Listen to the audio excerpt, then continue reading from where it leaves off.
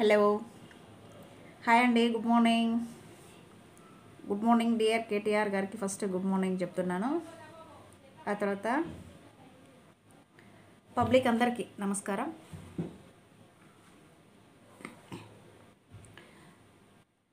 చాలా రోజులు అవుతుంది మళ్ళీ పబ్లిక్ ముందుకి రాక. ఎందుకులే పోనీలే అని చెప్పేసి ఎన్ని రోజులు ఊరుకున్నాను అనమాట. బట్ ఊరుకోనివ్వట్లేదు కాంగ్రెస్ వాళ్ళు కానీ, ఇంకా మనకు మేమంటే పడనేటువంటి వాళ్ళు ఎవరైనా సరే బాగా గమనించండి. పబ్లిక్ మంచేంటో చెడేంటో తెలుసుకొని మాట్లాడండి. మాట్లాడే ముందర ఎప్పుడు కూడా కాంగ్రెస్ వాళ్ళకి చెప్పేది నేను ఒకటే మాట, వాళ్ళలాగా పిచ్చి వాగుడు వాగితే మా లాంగ్వేజ్ దెబ్బతింటుందని చెప్పేసి నేను సైలెంట్ అయిపోవడం జరిగింది. బట్ ఊరుకోవట్లేదనమాట. వాళ్ళు ఊరికే గెలుకుతున్నారు, పుల్లబెట్టి గెలుకుతున్నారు అనమాట. మామూలుగా ఉండట్లేదు, కోపం వస్తుంది, మామూలుగా రావట్లేదు. ఏంటంటే రేవంత్ రెడ్డి పబ్లిక్ మీటింగ్లలో ఏం చెప్తుండో ప్రతిసారి కూడా కేటీఆర్పై విరుచుకుపడడం, వేరే టాపికే లేదు. ఇవాళ కేటీఆర్ గారితో నేను లవ్లో పడింది నిజం. 4 ఇయర్స్గా అన్కండిషనల్లో ఉండి సోషల్ మీడియా ద్వారా మైండ్ కనెక్ట్ అయిపోయింది. మైండ్ కనెక్ట్ అయిపోతే తను చేసిన తప్పేంటి, తన ఫీలింగ్స్ షేర్ చేసుకున్నారు. తను ఏది కోల్పోయారో అది నాతో షేర్ చేసుకోవడం జరిగింది, నాతో కనెక్ట్ అవ్వడం జరిగింది మైండ్ ద్వారా. అలా మేము దగ్గర అయిపోయినాం మానసికంగా. అలా మేము లవ్ చేసుకుంటున్న సందర్భంలో కేటీఆర్ గారిని పట్టుకొని సైకోగాడనడం, పిచ్చోడనడం ఎంతవరకు సబబు? వారు నా ప్రేమలో ఉండి మీకు సైకోలా కనిపించవచ్చు. పబ్లిక్ కానీ, కాంగ్రెస్ వాళ్ళకి కానీ, మేమంటే పడినటువంటి వ్యక్తులకు కానీ, ఎవరికైనా కావాలని ఉద్దేశపూర్వకంగా అలా పిచ్చి మాటలు మాట్లాడొద్దని చాలాసార్లు చెప్పడం జరిగింది. అయినా కూడా ఊరుకోవట్లేదు. ఈ పిచ్చి తుగ్లక్ గాన్ని ఈ కాంగ్రెస్లో వచ్చి సంవత్సరం ఏడాది అయితాం లేదు, వచ్చి సంవత్సరం కాకుండానే పిచ్చి మాటలు మాట్లాడుతూ పిచ్చి తుగ్లక్ పాలన చేసేటోన్ని ఇది వరకు మీరెక్కడైనా చూసారా? పబ్లిక్ ఇలాంటి కాంగ్రెస్లో ఉన్నటువంటి పిచ్చి మంత్రులను, లేడీస్ని కానివ్వండి, జెంట్స్ని కానివ్వండి, కొంతమంది ఉన్నారే, అలాంటి మంత్రులను మీరు ఎక్కడైనా చూసి ఎరగారా? ఇదివరకు ఎక్కడైనా చూసారా చెప్పండి. 1 ఇయర్ కూడా కావట్లేదు. వారి పిచ్చితనం ఏంటో పబ్లిక్ అందరికీ అర్థమైపోతుంది. వారి పాలన ఏంటో అర్థమైపోతుంది, వారి మాటలు ఏంటో అర్థమైపోతుంది. ప్రతి మీటింగ్లోనూ ఏం మాట్లాడాలో కనీస అవగాహన లేకుండా ఏం మాట్లాడుతున్నాడో అందరికీ అర్థమవుతోంది. బట్ సిగ్గు లేకుండా ఇంకా పబ్లిక్ మీటింగ్లలో ఏం చెప్తుండంటే మంచం ఉన్నంత వరకే పంగ చాపాలే అని చెప్తుండు. మరి మంచం ఉన్నంత వరకే పంగ చాపక పక్క మంచాలలో కాలు చాపుతున్నారా? ఏమైనా కేటీఆర్ గారు చాపుతున్నారా? నేను చాపుతున్నానా? సిగ్గులేదు ఎదవా జంగపిల్లి. అరే రేవంత్, నేను చెప్తున్నా, మంచం ఉన్నంత వరకే పంగ చాపాలి అని అనేటోనివి నువ్వు విదేశీయుల దగ్గర అప్పు తీసుకురావడానికి ఎందుకు వెళ్తున్నావు? విదేశాలకు ఎందుకు వెళ్తున్నావు? అప్పు తీసుకురావడానికి తీసుకొచ్చి పబ్లిక్కి భారం మోపాలని చెప్పేసి తెలియకుండానే పబ్లిక్ని మోసం చేసేస్తున్నావు. అది పబ్లిక్ గమనించట్లేదు. పబ్లిక్ గమనించకపోతే ఎవరికి నష్టం? పబ్లిక్కే కదా నష్టం. చేతులు కాలుతుంటే అందులోనే పొయ్యిలో పెడదామని చూస్తుంటే ఎవడేం కాదంటాడా? ఎవడేమో మాకేం సరదానా? ఏమన్నా చెప్పు. పబ్లిక్కి నూరు పోయడం మాకేమన్నా సరదానా?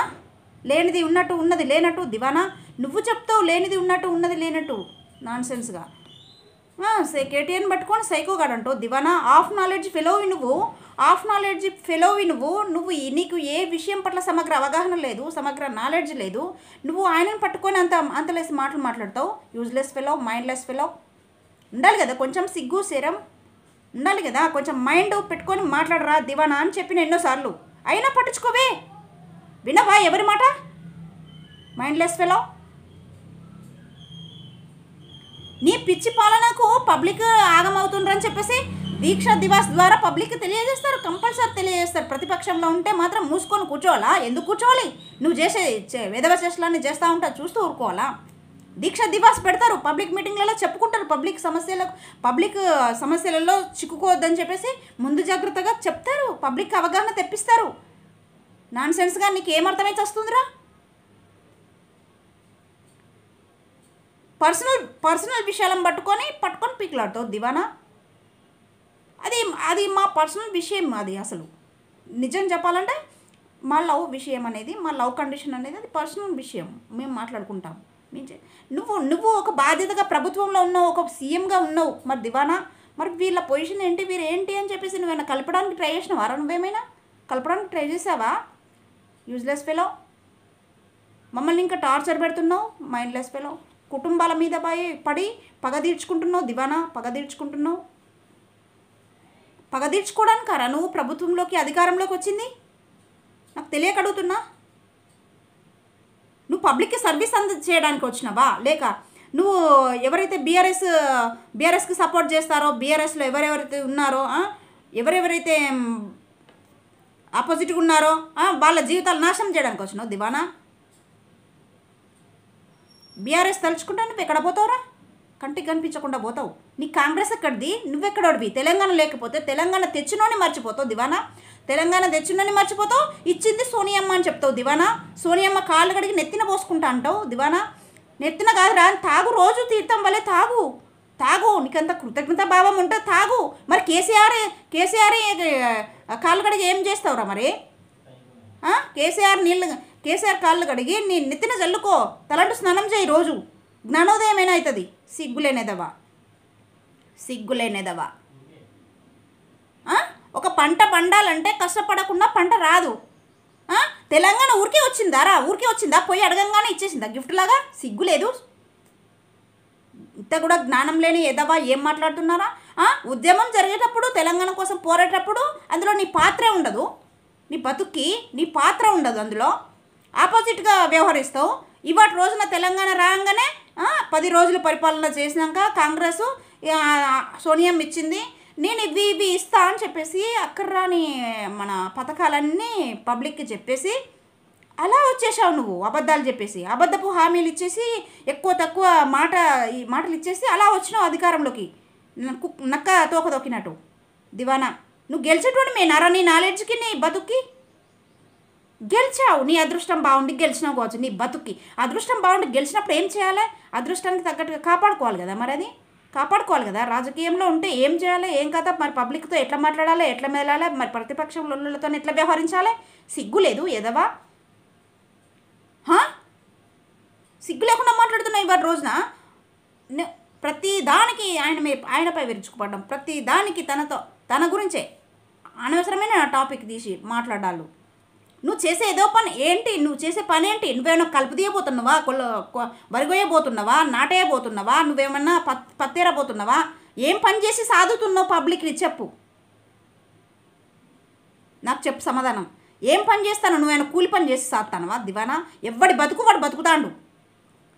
పబ్లిక్ సొమ్ముతోని పబ్లిక్ అవసరపడేటువంటివి, పబ్లిక్ సమూహం కోసం ఏమైనా మంచి పని చేసి సావరా దివానా. అంటే నువ్వు పబ్లిక్ కోసం ఏం చేస్తానని విర్రవీగుతున్నావురా? నువ్వేం చేస్తున్నాను విర్రవీగుతున్నావు చెప్పు నాకు. పబ్లిక్ ఎవడి బతుకు వాడు బతుకుతుండు. నువ్వేమైనా ఫుడ్ పెడుతున్నావా వాడికి? ఏమైనా ఇంటికొచ్చి నాన్ సెన్స్. పబ్లిక్పై వేసేటువంటి ట్యాక్స్ల ద్వారానే కదా నువ్వు పబ్లిక్ పథకాలు ఎందుకు పెట్టినావు? ఇవన్నీ ఎందుకు పెట్టినావు?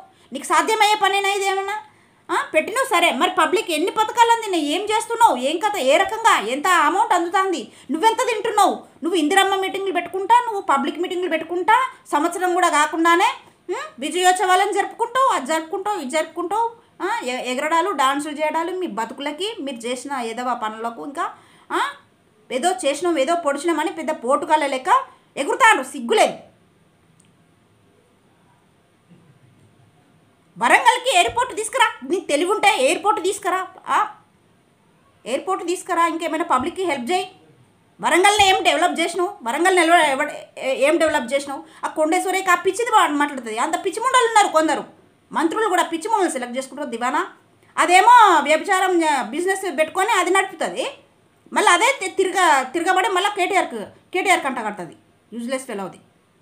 ఇంత మైండ్లెస్ గాళ్ళను రాష్ట్రం భరిస్తుంది, సిగ్గులేదు. ఇంకా 4 ఏళ్ళు భరిస్తానంటే ఎవడొద్దంటారా? Public భరిస్తానంటే public భరించని ఎవడొద్దంటాను? పాలించురా, నువ్వే పాలించు, ఇంకా 4 ఏళ్ళు పాలించు. ఇట్లనే ఇలాంటి ఎదవ పాలనే పాలించు. చూస్తారు పబ్లిక్ ఎప్పుడు మూతిపాలు రాలగొట్టాలో చూస్తారు. చూసి రాలగొడతారు ఒకసారి.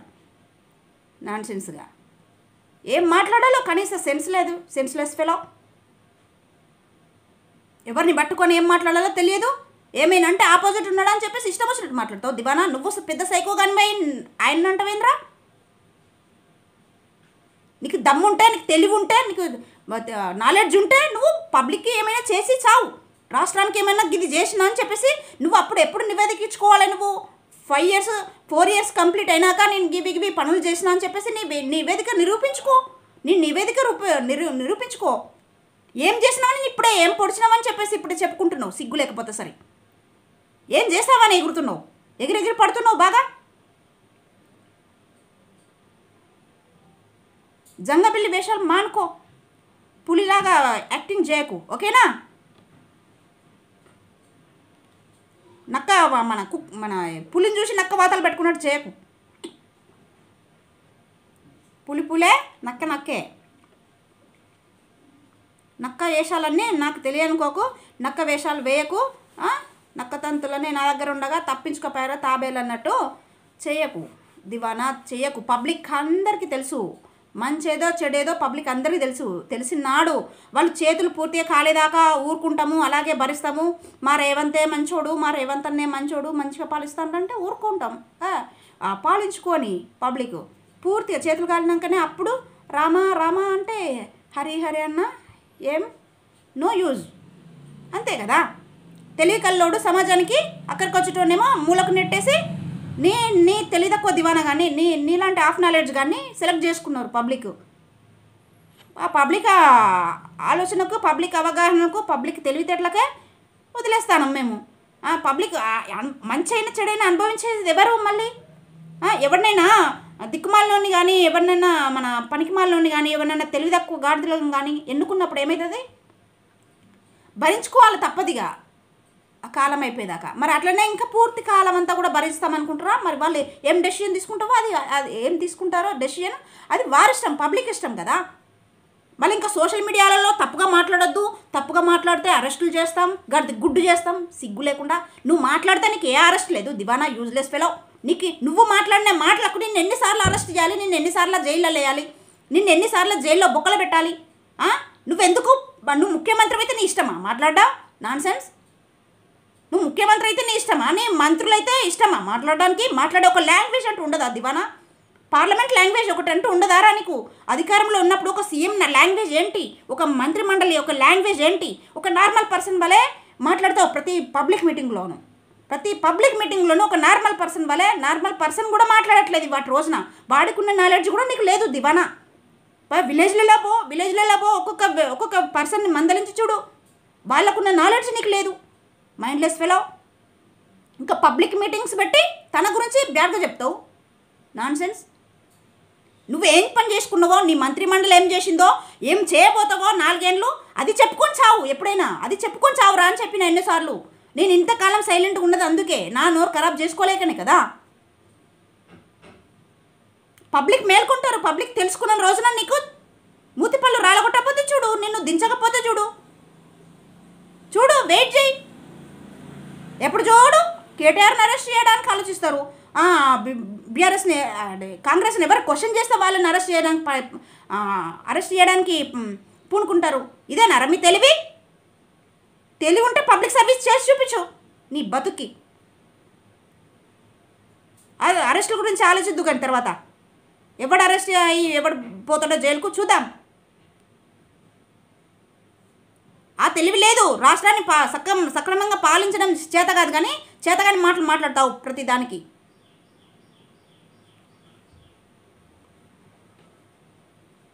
ఇంకొకసారి కనుక తన గురించి బ్యాడ్గా మాట్లాడితే మూతిపళ్ళు రాలుతాయి. జంకబిల్లోడా చెప్తున్నా, నేను చెప్తున్నా. ముఖ్యమంత్రి కాదు కదా, అసలు మనిషి, నార్మల్ మనిషికి కూడా ఇచ్చేటువంటి వాల్యూ కూడా ఇయ్యారు నీకు దివానగా చెప్తున్నా. Last and final warning, this is last and final warning.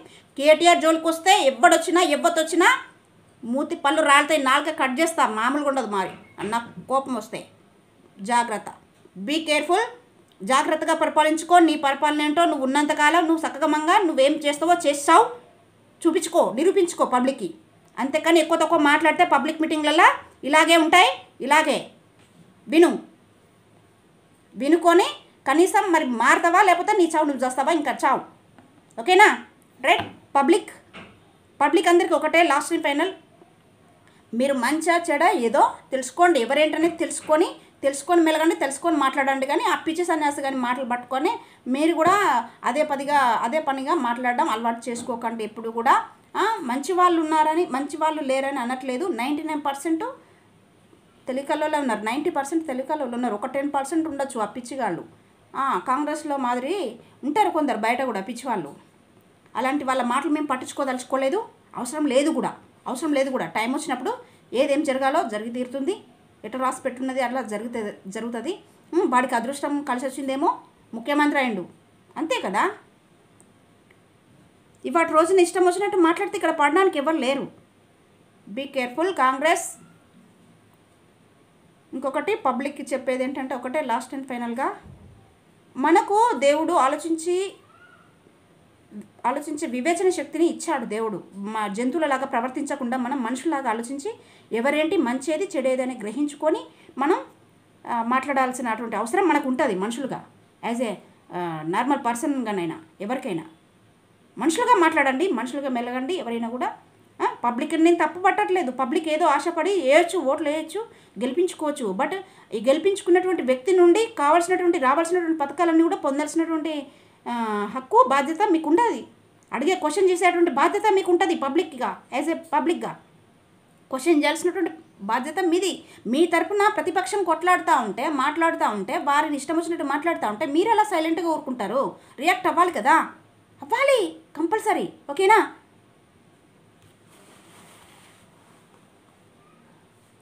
Thank you.